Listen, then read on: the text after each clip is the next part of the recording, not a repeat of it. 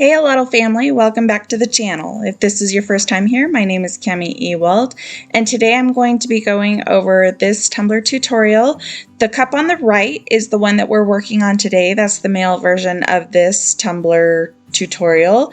And then next week I'm going to show you guys how I doctored up a female version of this with glitter and fun stuff. So if you're here for that kind of a tutorial, let's get started.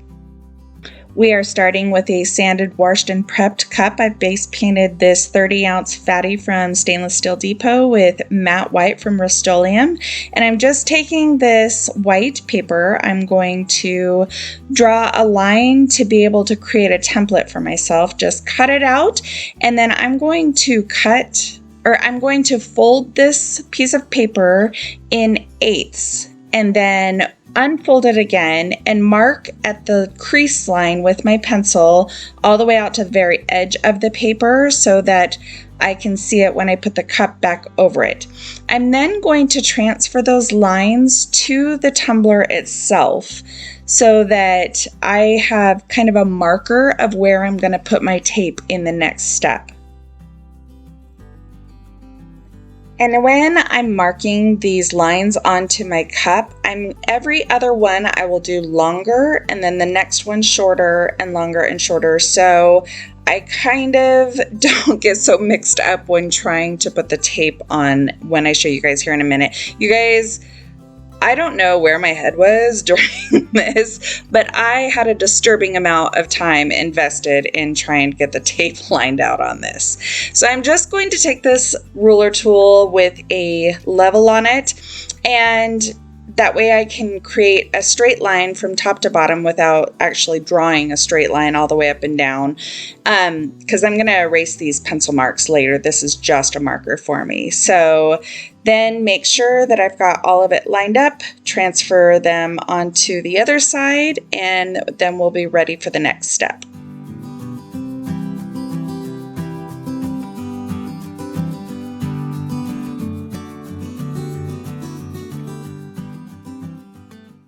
So then when you're using the tape, you want to make sure that you place the tape on the exact same side of that line on both sides of this cup if you're trying to do a very evenly spaced, marked out area.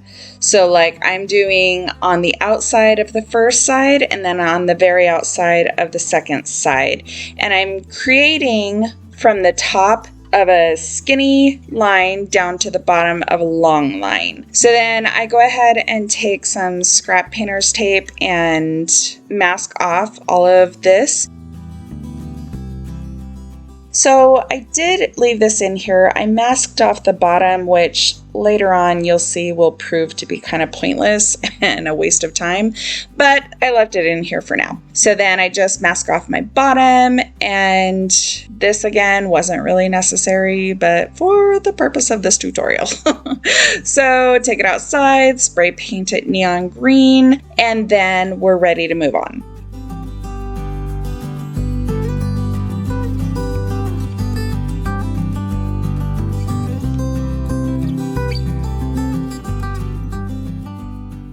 So I bring it back in, I just take off all the tape right away, and then I'm going to let this dry completely. I let it dry for about an hour.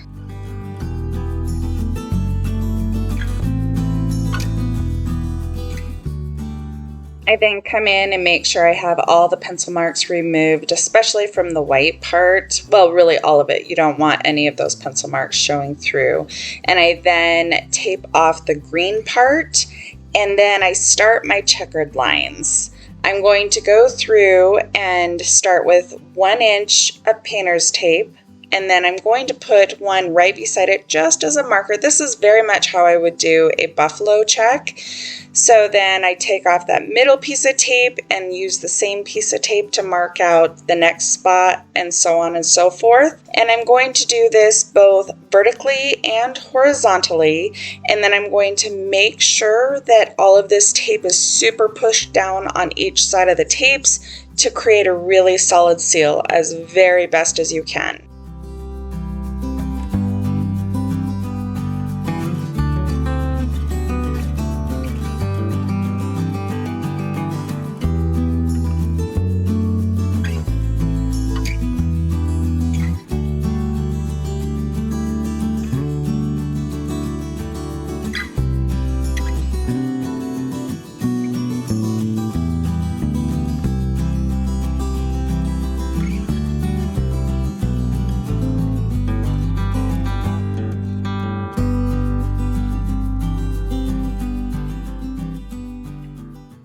I then take it outside and spray paint all the exposed white squares black.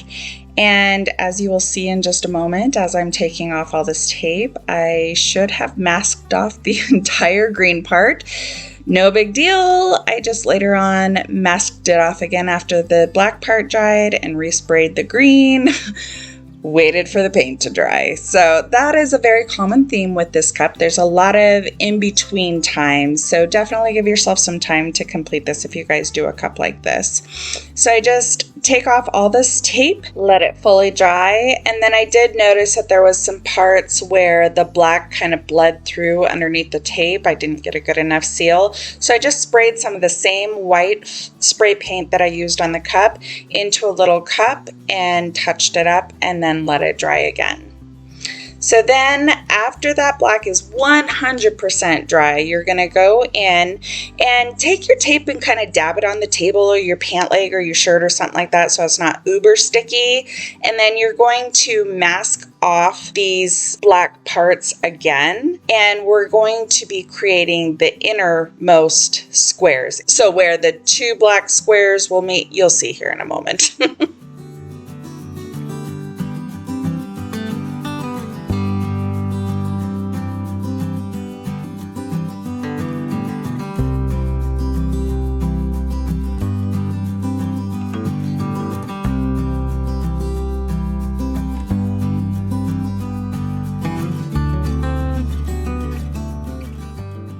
And when you're doing your horizontal tapes, you should be able to see the black squares underneath. So you're gonna want to try to line it up exactly as close as you can. I thought about just trying to go over the squares, but I thought, no, I better make sure I give myself the proper spacing. So I went ahead and did it just like I did when I first created these squares.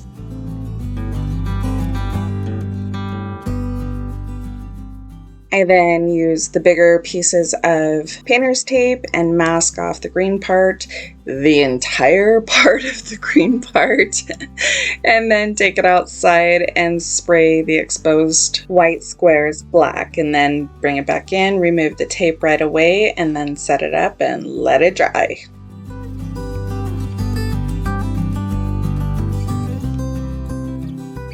So like I said earlier, the way I masked it off absolutely was a waste of time because I decided that I wanted to go ahead and just put a thin line exposed and then the entire bottom, mask it off to be able to then spray paint that whole section black. So I just taped it off and coated the rest of it with saran wrap, took it outside, spray painted it, brought it back in, and you guessed it, let it dry.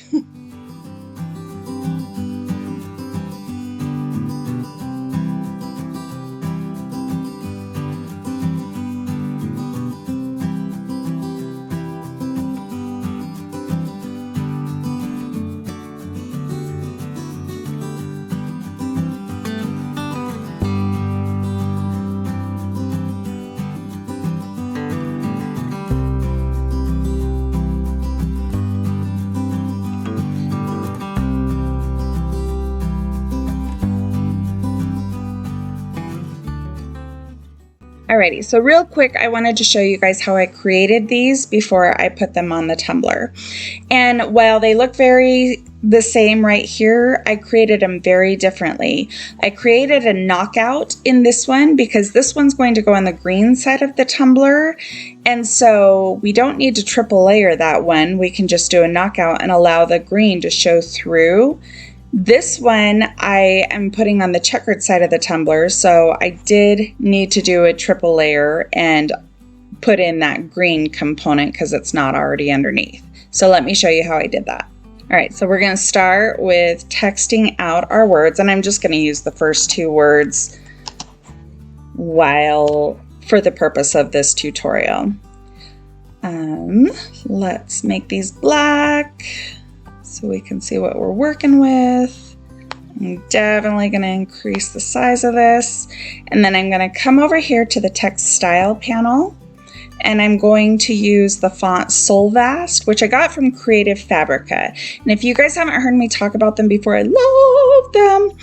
They have like 3 million fonts and graphics and crafts that you can choose from, and you can go on there and just buy individual files, but right now they're offering a $1 membership sign up for my viewers, and then you can renew at $19 instead of the normal $29. You have access to everything on the website, and everything comes with a commercial license, so you can sell anything you make with them. So I will leave a link to that in the description. All right, so after I have that changed, I am going to come up here to the offset panel, and I'm going to create a little bit of space. So I'm going to do a 150 offset. I'm going to hit apply, and then I'm going to group the back two words together, the offset part. Let me change it to green so you can see what I'm working with. All right, so once I have that offset done, let me pull this off. So I'm going to actually do an offset again of the 150. Hit apply and group. Let me change that one to black so you can see the difference. All right, so these are two totally different things here, right? So let me line them back up here. So they are two full pieces. We're going to left click, drag over both of them to select, and then I'm going to come over here to the modify panel. I'm going to come up here and I'm going to subtract, and that's going to do a knockout. Let me group them so I can move them together. But that's going to do a knockout internally so that it can allow whatever's beneath it to show through. Hopefully you can see that it's kind of a hole in there. It acted kind of as a cookie cutter. So I will line this up here. And because my cup that I'm putting, the side of the cup that I'm putting this on is that neon green. I'll show you guys here. Send it back. Then it's going to allow the green of the cup to show up. Oops. Back. Let me group these so I can move them. It's going to allow the green of the cup to show up back behind it without having to fuss around with triple layering. Okay, so there's that part. And then we're going to type out our numbers.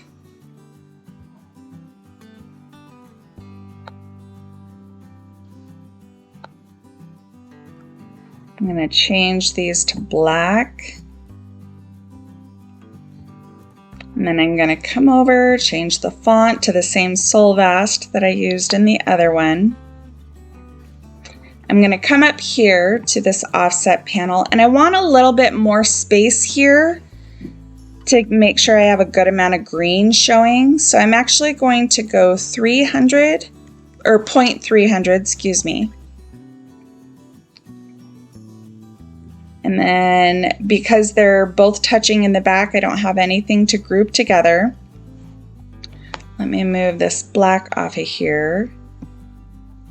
And I'm going to change these to the neon green. And see how we have kind of that knockout from the center of the numbers? I don't want that because I have a pattern beneath it. So I'm going to release the compound path. I right-clicked, I scrolled down to release the compound path, and that separates these knockout holes from the letters here. So I can just delete those because I'm not going to use them. And then I'm going to go ahead and offset this again at the same 300. And then I'm going to change that to black so I can show you guys here.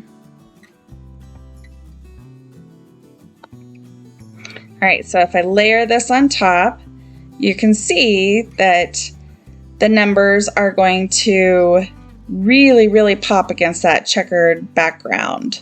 So I'm going to separate this, and when I cut, I'll be cutting the black, and then I'll be cutting the neon, I'll be cutting the neon green vinyl. So I hope this makes sense, you guys. Let me know if it doesn't, and I will try to go into more depth. So that is that.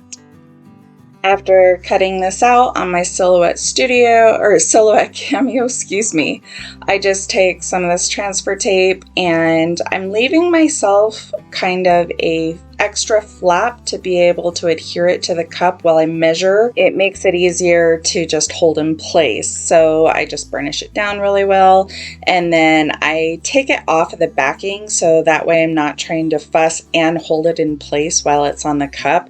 I can just know that it'll easily come off the backing as soon as I get it on the tumbler.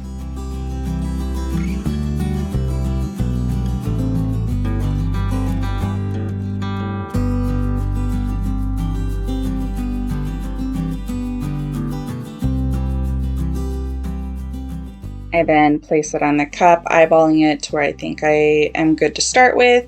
And then I take this seamstress tape and measure a little bit on each side because this was a little trickier as it was a slanted font. So like my husband always says, measure twice, cut once. So take your time and measure all sides here.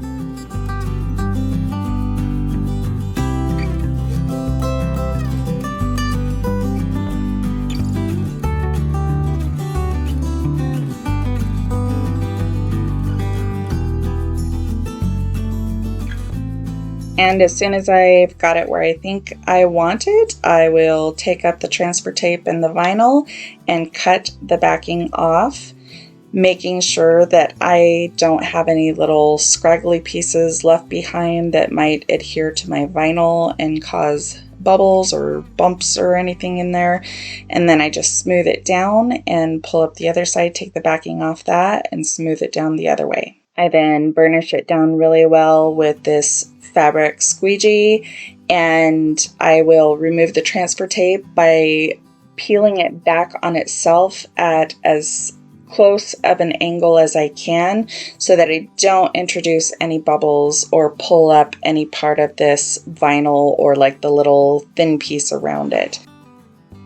Now with layering the numbers, I take some painter's tape and roll it kind of back on itself and stick each part. So this is a 3-part, so I'll stick this bottom part to the table, and then I will stick the middle piece to the table, and then I will take the transfer tape and put on the very first or the top layer, and then I will use wax paper in between that top layer to the middle layer to provide a barrier so I can position that top layer exactly where I need it to go, lined up with that middle layer. And then as soon as I know that I've got it where I want it to go, I will adhere the top layer transfer tape to the table, and then we'll pull off the wax paper underneath and adhere it to that middle layer.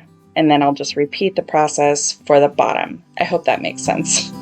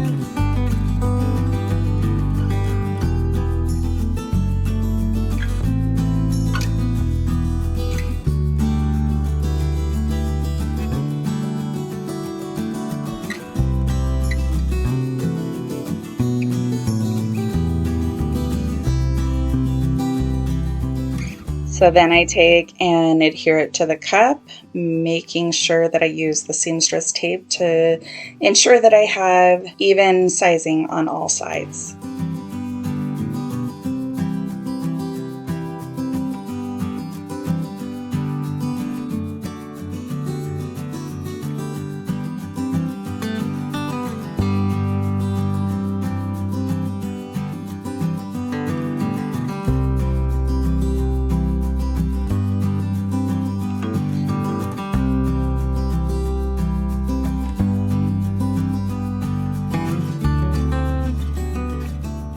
And then some finishing touches. So I'm going to start off with just a piece of black vinyl that I have cut at 0.20 by 11.5 inches long, just to give myself some extra room to work with. And I cut it off at an angle at the top to make sure that I give plenty of stainless steel surface area for the final coats of epoxy to adhere to. And then on the bottom, I just kind of set my blade down right at that crease where the green meets the black and kind of simultaneously push down and pull up on the vinyl. So then I take the neon green, which I cut at 0.10 by 11 inches, and do the same exact thing and try to get it right dead center in the middle of that black stripe. So we've got some really crisp pinstriping going on.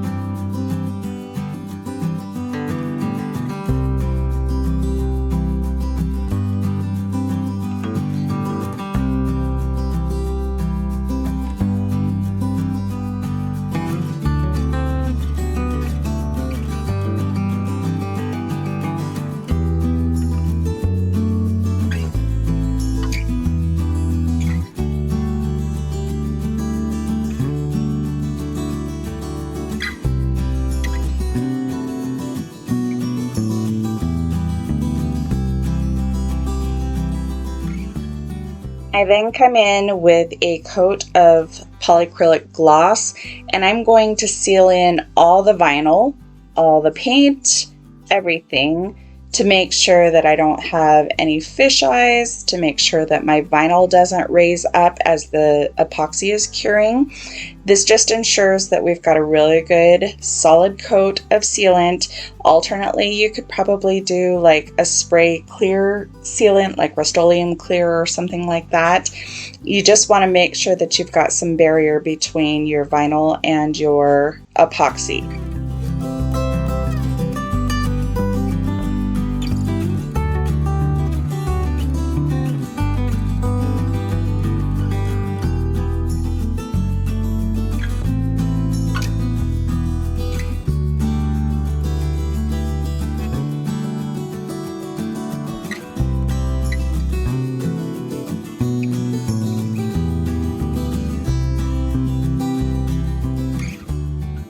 After I let that dry for half an hour to an hour, I'm going to come in with about 25 milliliters of Artistry epoxy. I want to make sure I get a really good coat, so I go side to side as it's spinning, and then I take my finger and go from the bottom to the top, making sure I take that epoxy up and over the top rim. I then let it spin for about 10 minutes so it can self-level, and then I take my torch and run over it to pop any bubbles that have come to the surface and any micro bubbles that are stubborn and sticking behind. I then let this cure for 4 hours and come back in with a second coat of about 20 to 25 milliliters of epoxy for a flood coat. Let that cure for 8 to 12 hours, and then we move on to the sanding. I'm going to take this down, use my orbital sander, and just sand with 80 grit sandpaper a super thin line of stainless steel. We're exposing the stainless steel so it adheres to the side rather than the top where it could be more vulnerable. I then take it upstairs, clean the rim, wash it off, and I put one last coat of 20 milliliters of epoxy on, and I just think it's adorable. This is for a good friend of ours, and I think that he is genuinely happy with it as well. So that is all for today, and tune in next week where I will show you guys how I create the female version of this, like for his wife. I did with glitter. I also added some extra little fun stuff, so you definitely don't want to miss that. If you've gotten value in this video, please hit that thumbs up button and definitely subscribe if you have not already to make sure you get notifications of all my upcoming videos. And I want to thank you guys so very much for watching, and I will see you in the next one. Bye, y'all.